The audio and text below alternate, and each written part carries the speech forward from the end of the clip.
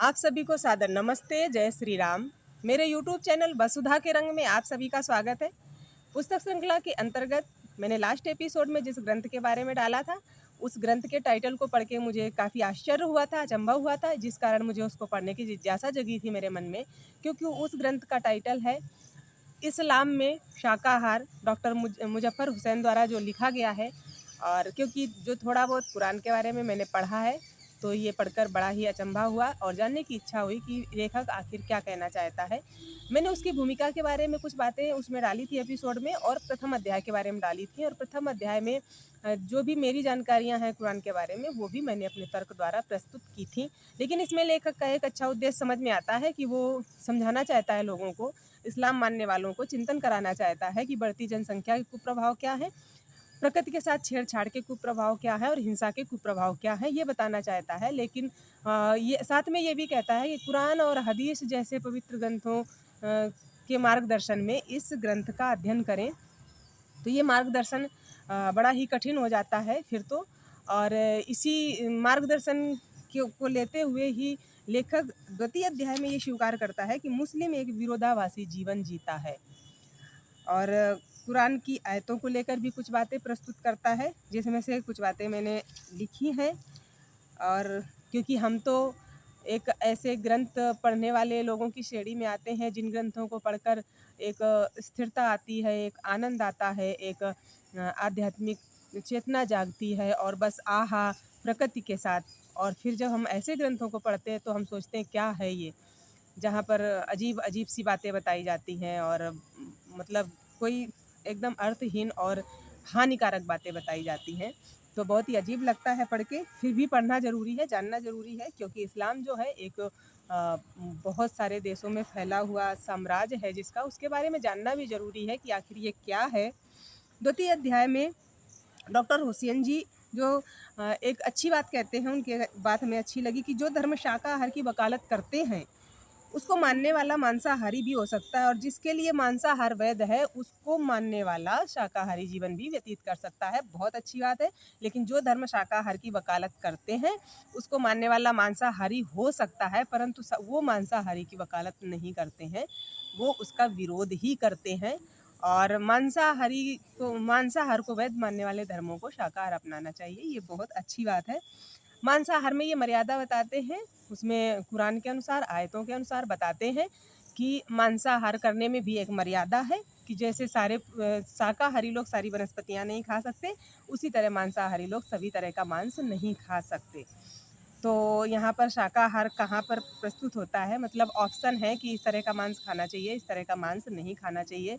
तो यहाँ पर शाकाहार कहाँ पर प्रस्तुत होता है वो समझ नहीं आ रहा है। बलि और कुर्बानी में कोई अंतर नहीं है, लेखक का ऐसा मानना है कि बलि और कुर्बानी में कोई अंतर नहीं है। देवी देवताओं के नाम पर जो बलि दी जाती है, वही जो इस्लाम है उस पे वहीं उसी रूप में कुर्बानी दी जाती है।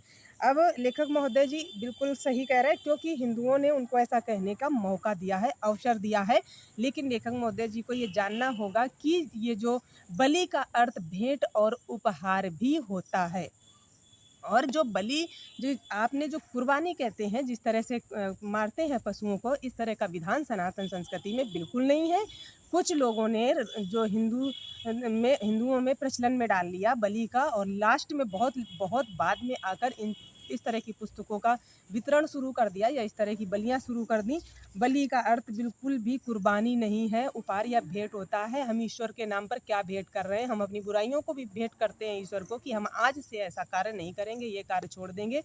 हम बहुत सारी चीज़ों को भेंट करते हैं जो हमारे पास होता है, तो बलि का अर्थ वो भी होता है। और हमारे यहाँ पर सनातन संस्कृति में 5 प्रकार के यज्ञ होते हैं। 5 प्रकार के यज्ञों में ब्रह्म यज्ञ, देव यज्ञ, पितृ यज्ञ, बलि वैश्य देव यज्ञ और अतिथि यज्ञ होता है। ये बलि वैश्य देव यज्ञ जो होता है, ये बलि नहीं होता है, बल्कि ये इसका विधान जो मनुस्मृति में है, हमारे रसोई में जो भी बनता है, क्योंकि हमारे यहाँ पर दैनिक अग्निहोत्र का विधान है, हमारी रसोई में जो भी बनता है उसमें तीखा छोड़ के, खट्टा छोड़ के इस तरह का, बाकी जो मीठा बनता है और मिष्टान इत्यादि और शुद्ध घृत इत्यादि की आहुति देने का वर्णन बलि वैश्य देव यज्ञ में आता है। और इसमें अथर्ववेद तथा यजुर्वेद के 10 मंत्रों का उच्चारण किया जाता है मंत्रोच्चार के साथ। और इसमें ये भी संकल्प लिया जाता है कि हमें पशु पक्षियों की रक्षा करनी है, उन्हें हानि भी नहीं पहुंचाने हैं। इस तरह से बलि वैश्य यज्ञ का विधान है। बलि अर्थात कुर्बानी हमारी सनातन संस्कृति में बिल्कुल भी नहीं है। इसके बाद ये कहते हैं, ये क्या कहते हैं, कुरान के अनुसार कहते हैं कि जो लोग अपनी जुबान पर अंकुश नहीं लगा सकते उनको मांस खाने की छूट दी गई है। अब अच्छा, मांस खाने की छूट भी किस तरह का मांस खाना है कुरान की आयतों के अनुसार। कुरान की देखिए, स्वामी दयानंद सरस्वती सत्यार्थ प्रकाश में भी वही बात लिखते हैं, तो लोगों को शायद बुरी लगेगी कि ये क्योंकि हिंदू समाज से, आर्य समाज से संबंधित है, इसलिए हमारी बुराई लिख रहे हैं। लेकिन आप खुद समझिए, डॉक्टर हुसैन जी स्वयं बता रहे हैं कि किस तरह का मांस जो है ना कुरान में नहीं खा सकते। मुर्दा मांस, जो मरा हुआ पहले से, उसका नहीं खा सकते। जो ठंडा जो ब्लड है, ब्लड का इसमें वर्जित है। अब किसी को भी मारेंगे तो मारने के बाद ब्लड तो सूख ही जाता है, तो मांस के रूप में ब्लड तो अंदर जाता ही है वो। और अगर अल्लाह के अतिरिक्त किसी और के नाम पर कुर्बानी दी गई हो तो वो मांस नहीं खाना चाहिए। केवल कलमा पढ़ के जिसको हलाल किया गया हो वही मांस खाना चाहिए, ऐसा कहते हैं। और इसके बाद कहते हैं क़यामत के दिन सारे जो मारे गए पशु हैं वो सारे जिंदा हो जाएंगे और बदला लेंगे आपसे। तो इसलिए सिर्फ वही लोग छोड़े जाएंगे जिन्होंने कलमा पढ़ के पशुओं को हलाल किया था। रोजे की बात करते हैं और हज की बात करते हैं। रोजा क्यों रखा जाता है? किन कुकृत्यों से बचने के लिए, बुराइयों के कुकर्मों से अपने आप को छुपाने के लिए रोजा रखा जाता है, उसकी बात करते हैं। हज की बात करते हैं, हज में एक चींटी भी मारना क्यों वर्जित है इसकी बात करते हैं, उसका भी लंबा चौड़ा उदाहरण देते हैं। लेकिन ये हर जगह अपना बहुत ही सुंदर तर्क प्रस्तुत करते हैं, जो तर्क मुस्लिम समाज के लिए लाभकारी हो सकता है। इनके तर्क को समझना बहुत आवश्यक है। और इसके बाद ये स्वयं स्वीकार करते हैं कि मुसलमान एक विरोधाभासी जीवन जीता है, कि जहाँ पर एक मुर्दा का मर चुका है, जो पहले उसका मांस खाना अलाउ नहीं है, मांस खून का सेवन अलाउ नहीं है, और अल्लाह के अतिरिक्त किसी और के नाम से अगर पशु हलाल किया गया है तो वो अलाउ नहीं है, लेकिन मांस खाना अलाउ है कलमा पढ़ के। तो यहाँ पर एक विरोधाभास उत्पन्न हो जाता है। इस तरह मुसलमान जो है विरोधाभासी जीवन जीते हैं। मोहम्मद पैगंबर जो है उनको कहा जाता है कि वो एक शाकाहारी थे, लेकिन उनकी जो मृत्यु है वो मांस खाने से, जहरीले मांस का टुकड़ा खाने से उनकी मृत्यु हुई थी, ऐसा कह रहे हैं। और तृतीय अध्याय में गाय के बारे में बताते हैं, कहते हैं गाय और बैल को नहीं मानना चाहिए। कुरान में ऐसा कहीं नहीं लिखा है कि गाय और बछड़े को मानना चाहिए, क्योंकि गाय और बछड़े की जगह अन्य पशुओं के भी ऑप्शन है, इसलिए अन्य पशुओं को मार के खा लेना चाहिए। गाय और बैल को नहीं मानना चाहिए। गाय के बचाव में इन्होंने सन 1857 के समय सम्राट बहादुर शाह का उदाहरण दिया हुआ है, जिन्होंने गाय और बछड़ों के मारने पर पूर्णतया प्रतिबंध लगा दिया गया था। साथ ही इन्होंने कुरान की आयतों का उदाहरण देते हुए बताया है, कुरान में पशु को हलाल करने की विधि कितनी सुंदर बताई गई है। देखिए, इस्लाम में पशु को कुर्बानी करने की एक विस्तृत प्रक्रिया है, ऐसा लिख रहे हैं आयत का उदाहरण देते हुए।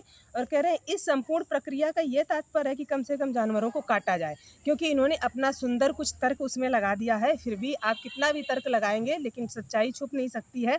जब वहाँ पर बात ही आ जाती है कि पशु को हलाल करने की विधि, तो फिर वहाँ पर शाकाहार या तर्क की कोई बात नहीं रह जाती है। फिर भी चलिए हम पढ़ लेते हैं कि इस संबंध में प्रसिद्ध लेखक बाबा मोइनुद्दीन कहते हैं कि जानवर को हलाल करते समय जब आप कलमा पढ़ रहे हों तब यह कलमा छुरे अथवा चाकू के 3 रगड़े यानी स्ट्रोक में पूरा हो जाना चाहिए। एक रगड़े के साथ एक बार कलमा पढ़ना अनिवार्य है। उसके गले पर छुरा 3 बार फिरना चाहिए। छुरा हड्डी पर नहीं लगना चाहिए। वह बहुत तेज होना चाहिए। उसकी लंबाई पशु के आधार पर तय होनी चाहिए। पशु के काटने के पूर्व ना तो उसके मुंह से खाया हुआ भोजन बाहर निकलना चाहिए, ना ही आवाज़ करनी चाहिए। मतलब पशु बेचारा आवाज़ भी नहीं कर सकता है मरते समय, ऐसे उसको मारना है। यदि ऐसा हुआ तो वह हराम हो जाएगा। अगर पशु की आवाज़ निकल गई तो वह हराम हो जाएगा। इस तरह लंबा चौड़ा विवरण ये इसमें कुरान से बताते हैं। लेकिन कुरान की आयतों का विवरण बताने के बाद ये उसको बड़े ही सुंदर तर्क द्वारा उसकी हानियाँ बताते हुए प्रस्तुत करते हैं, जिस पर मुस्लिम लोगों को चिंतन करने की बहुत ही ज़्यादा आवश्यकता है, क्योंकि ये सबके लिए हानिकारक है बहुत ही। और जो शाकाहार है वो हर तरह से अच्छा है, लेकिन अगर भौगोलिक स्थिति के अनुसार जहाँ भी इसका उदय हुआ है, जो भी हुआ है, वहाँ पर क्यों लिखा गया वो एक अलग विषय है। परंतु ये ऐसे ग्रंथों को जहाँ पर मार-काट की बात होती है, जहाँ पर हलाल करने की बात होती है, जहाँ पर मांस खाने की बात होती है, किस तरह का मांस खाना चाहिए, किस तरह का नहीं खाना चाहिए, इस तरह के ग्रंथों को पढ़ने से हम कैसे सोच सकते हैं कि उसमें आध्यात्मिक ऊर्जा मिलेगी या वो पता नहीं कैसे पवित्र हो सकता है। जो भी ठीक है, जिसके लिए भी पवित्र है, क्योंकि हम तो उस सनातन संस्कृति से हैं जहाँ पर ग्रंथ को पढ़ते-पढ़ते व्यक्ति सम्मोहित सा हो जाता है। वो एक बिल्कुल समाधि वाली अवस्था में जाना चाहता है, इतना रिलैक्स लगता है उसको, इतना प्रकृति के साथ जुड़ जाता है, इतना ज़्यादा स्वयं के साथ जुड़ जाता है, यदि वह आर्ष ग्रंथों को पढ़ने लगे। तो हम तो अपने हिंदू समाज से बस यही निवेदन करेंगे कि आप कम से कम अपने ग्रंथों को जानिए, अपने ग्रंथों को पढ़िए, ताकि आप गलत ग्रंथों को पढ़कर गलत प्रचार के द्वारा लोगों का ऐसा उदाहरण ना बने कि कुर्बानी और बलि एक दूसरे के पर्यायवाची हैं।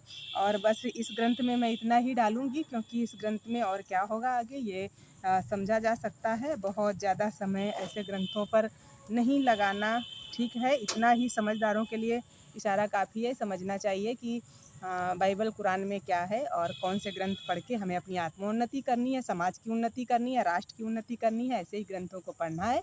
आप लोगों को पुनः सादर नमस्ते। जय श्री राम।